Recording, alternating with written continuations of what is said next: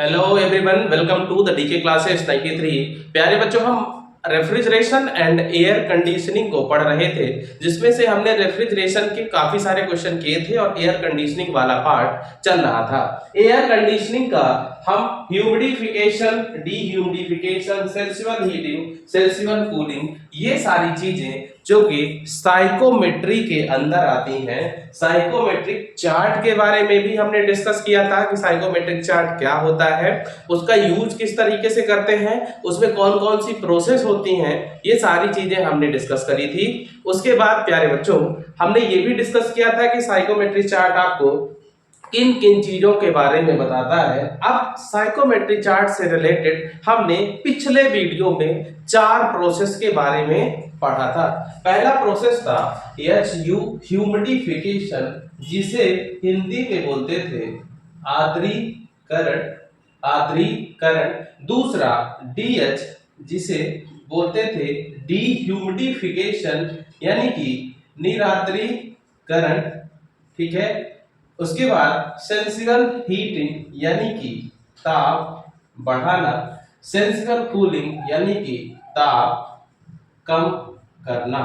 ठीक है। इन 4 प्रोसेस के बारे में हम पढ़ चुके थे। जैसा कि हम देख पा रहे हैं, गर्मी के टाइम चल रहे हैं और गर्मी के दिनों में प्यारे बच्चों, केवल और केवल हमको किस चीज की जरूरत है? वातानुकूलन की जरूरत है। तो हम रूम के माहौल को या फिर उस स्थान के माहौल को जिस पे हम रह रहे हैं, वहां के टेम्परेचर को कैसे कम कर सके, इस चीज पे हमारा ध्यान होता है। उसके टेम्परेचर को कम करने के लिए हम कोशिश करते हैं कि फैन लगाएं, लेकिन हम देख पाते हैं कि केवल फैन से हमारा काम आज के दिनों पे नहीं हो पा रहा।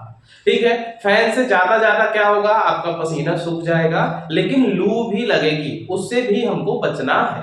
उसके लिए हम क्या करते हैं? थोड़ा सा फैन को स्लो कर देते हैं। ठीक है। लेकिन प्रॉब्लम क्या है प्यारे बच्चों? क्या हमारा पूरा पर्पस फुलफिल हुआ? नहीं हुआ। तो यदि हम केवल और केवल सेंसिबल कूलिंग और सेंसिबल हीटिंग या इन सारी प्रोसेस में किसी भी एक को करेंगे तो काम हमारा नहीं हो पाएगा।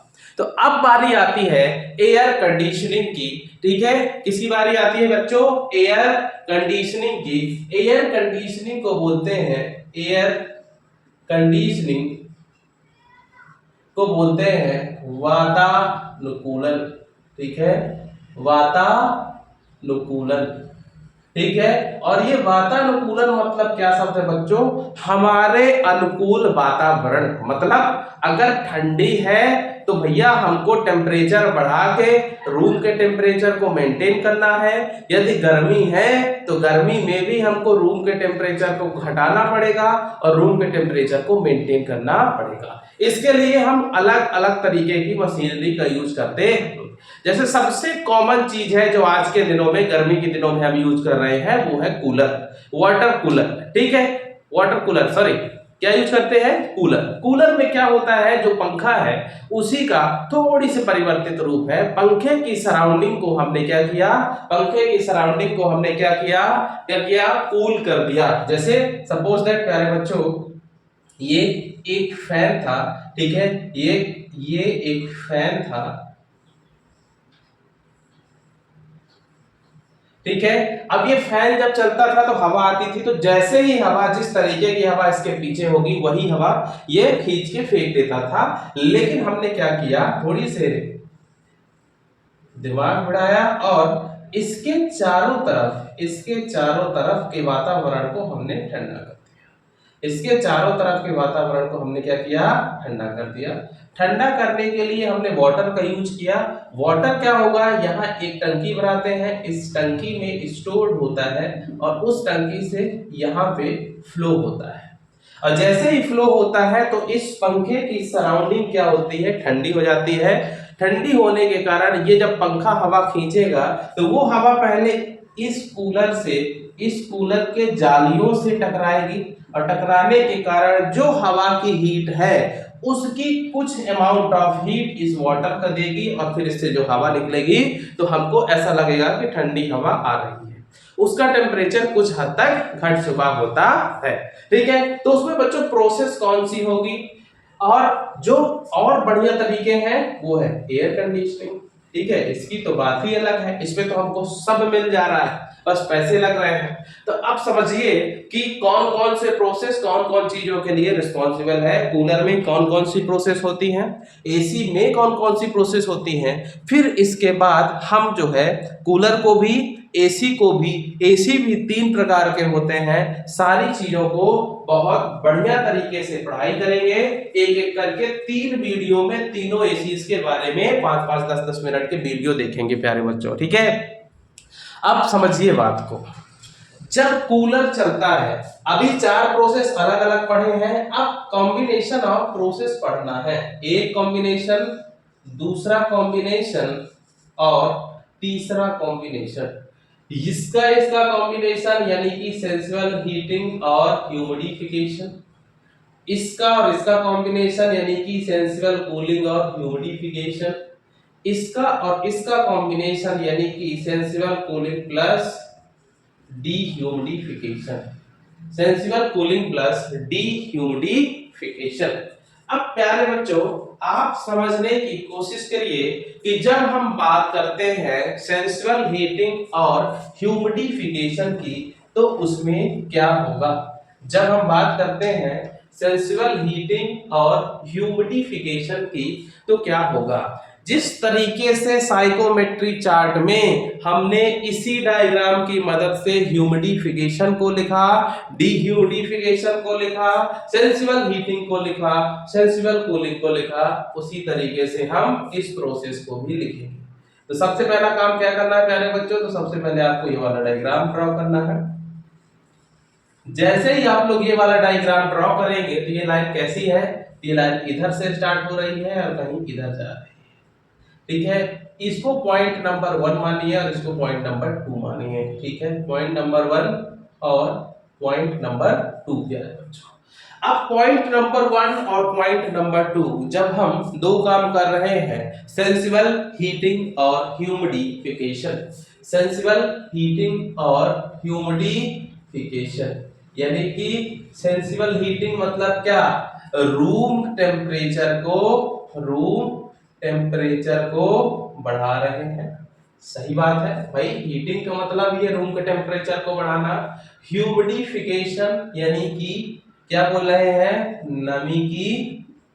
नमी की मात्रा को बढ़ाना, ठीक है, नमी की मात्रा को बढ़ाना, मतलब हम रूम के तापमान को भी बढ़ा रहे हैं और नमी की मात्रा को भी बढ़ा रहे हैं।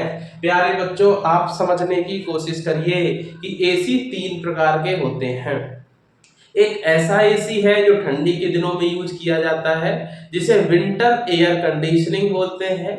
एक ऐसा एसी है जो गर्मी के दिनों में, आज जो दिन चल रहे हैं आज यूज किया जाता है, उसे कौन सा एसी बोलते हैं, समर एयर कंडीशनिंग बोलते हैं, यानी कि ग्रीष्मकालीन वातानुकूलन। और एक ऐसा भी एसी यूज होता है जो ठंड और गर्मी दोनों दिनों में यूज हो सकता है।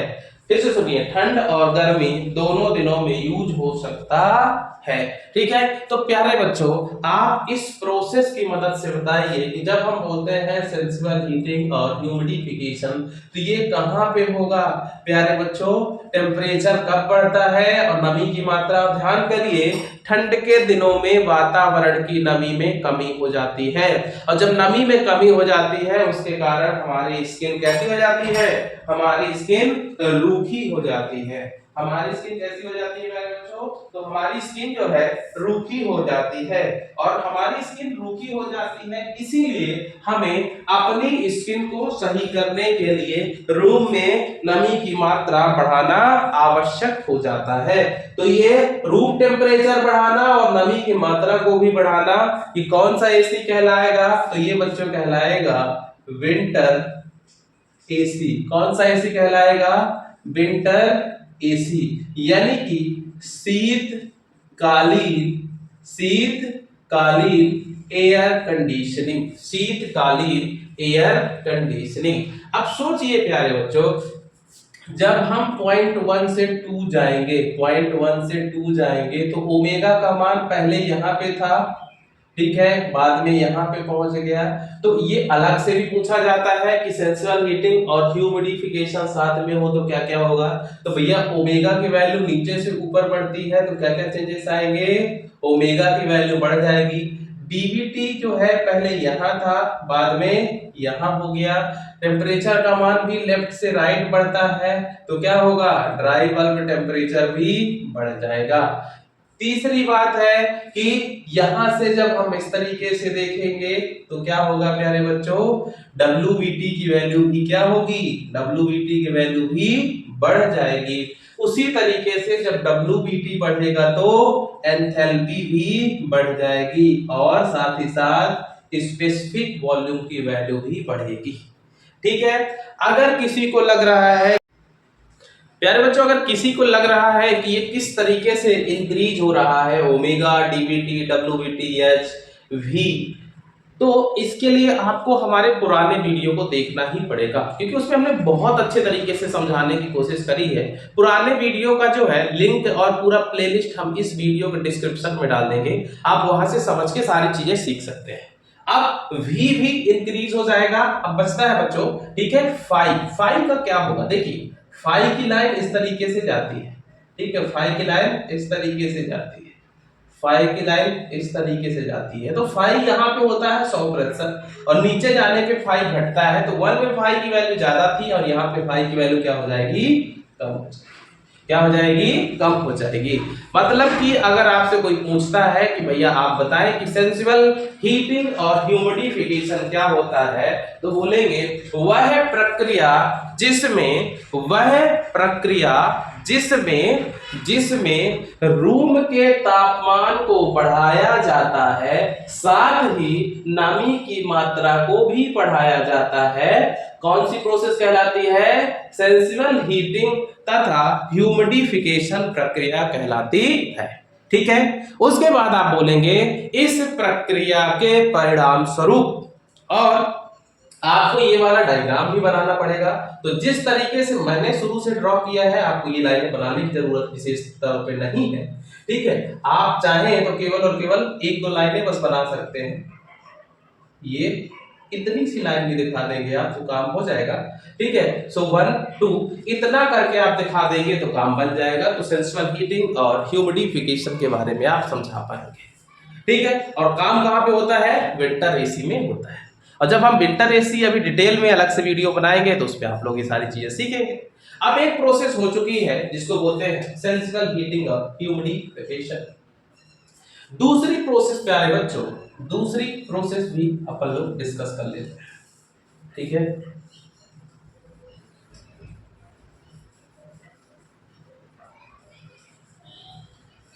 आप लोग जल्दी जल्दी देखो, खूब शेयर करो दबा के, तो अपन लोग फिर डिजिटल बोर्ड खरीदें और उस डिजिटल बोर्ड पे आप लोगों को आरआरबी, जेई, ठीक है, या बहुत बढ़िया बढ़िया तरीके से एग्जामों की तैयारी करना है। अभी व्यवस्था है नहीं हमारे पास। ठीक है, दूसरी प्रोसेस अगर इसकी बात करें, sensible cooling plus humidification, sensible cooling plus humidification.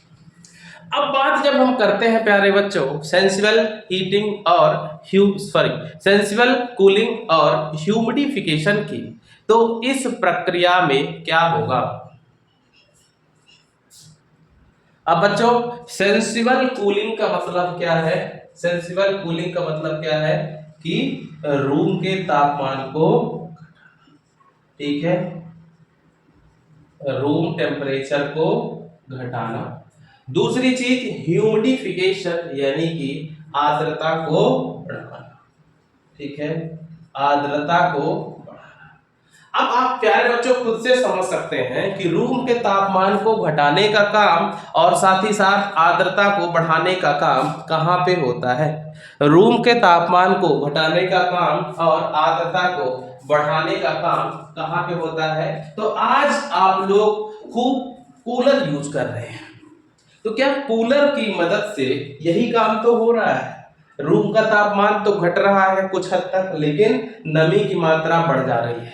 और अगर नमी की मात्रा भी बढ़ जा रही है उससे भी आप लोगों को प्रॉब्लम हो रहा है। क्यों, क्योंकि उमस हो जाती है। क्या हो जाती है, उमस हो जाती है, प्रॉपर वेंटिलेशन ना होने के कारण। अब प्यारे बच्चों उसके लिए क्या करते हैं, खासकर उनके लिए प्रॉब्लम है जिनके पास खुद का घर नहीं है, एक कमरा किराया लेके रहते हैं, उसी में किराए खाना भी बना रहे हैं, उसी में बगल में कूलर रखा हुआ है, वहीं सोना भी है। तो जो बच्चे रूम लेके रह रहे हैं, बाहर पढ़ रहे हैं, उनके साथ ये वाली प्रॉब्लम बहुत ज्यादा होती है। तो ये कहाँ पे काम होता है कि नमी की मात्रा भी बढ़ेगी, तो काम होता है ये कूलर में। डेजर्ट कूलर कहलाता है। ये कौन सा कूलर कहलाता है? डेजर्ट कूलर कहलाता है। ठीक है, अब प्यारे बच्चों कौन सी प्रोसेस हो रही है, तो जैसी लाइन इसमें दिखे उसी तरीके की लाइन आप यहाँ पे बना दीजिए। ये पॉइंट 1 हो गया और ये पॉइंट 2 हो गया। ये पॉइंट 1 है और ये पॉइंट 2 है। ठीक है, अच्छा पॉइंट 1 भी है और पॉइंट 2 भी है, तो इसको हम किस तरीके से टैकल करेंगे आप लोग ये भी देखिए। रूम टेम्परेचर घट रहा है, आर्द्रता बढ़ रही है। रूम टेम्परेचर घट रहा है और आर्द्रता बढ़ रही है। अब पहले यहां पे ओमेगा था, बाद में ओमेगा यहां। So this is omega 1, this is omega 2। तो भैया आप लोग बताइए ओमेगा की वैल्यू क्या हो रही है? तो ओमेगा की वैल्यू बढ़ रही है। ओमेगा की वैल्यू क्या हो रही है? इंक्रीज हो रही है। ठीक है, दूसरी बात, पहले टेम्परेचर ये था, बाद में टेम्परेचर ये हो गया। तो बताओ ड्राई बल्ब टेम्परेचर का मान घट रहा है। ठीक है, WBT H 5 WBTH V5 DPT। कुछ चीजें भूल जाए तो कोई जरूरी नहीं है कि सारी चीजें आप लिखो, भूल भी गया है तो आप लोग अपने से भी लिख सकते हो, बशर्ते अगर आपने पुराना वीडियो देखा है तो आप लोगों को कोई प्रॉब्लम जाने वाली नहीं है। तो बच्चों इस प्रक्रिया में क्या होगा, ओमेगा की वैल्यू तो बढ़ेगी, ठीक है, ड्राई बल्ब टेम्परेचर घट रहा है, लेकिन WBT की वैल्यू कांस्टेंट रहेगी, ध्यान देना है। एंथैल्पी की वैल्यू भी कांस्टेंट रहेगी और ड्यू पॉइंट टेम्परेचर का मान बढ़ेगा, फाई का मान भी बढ़ेगा। ये किस तरीके से चीजें बढ़ रही है घट रही हैं उसके लिए मैंने पहले भी कहा है, आप लोग क्या करिए पुराने वीडियो को जाकर देखिए। अब लास्ट प्रोसेस जो बचती है जो कि समर एयर कंडीशनिंग में लागू होता है, sensible cooling and dehumidification. Sensible cooling and dehumidification. प्यारे बच्चों सेंसिबल कूलिंग, तो जहां सेंसिबल कूलिंग आता है मतलब क्या होगा कि सेंसिबल कूलिंग का मतलब क्या है, रूम के टेम्परेचर को घटाया जाएगा। दूसरी बात डीह्यूमिडिफिकेशन का मतलब क्या है, रूम में नमी की मात्रा को भी कम किया जाएगा। ठीक है, तो बस सेंसिबल कूलिंग प्लस डीह्यूमिडिफिकेशन।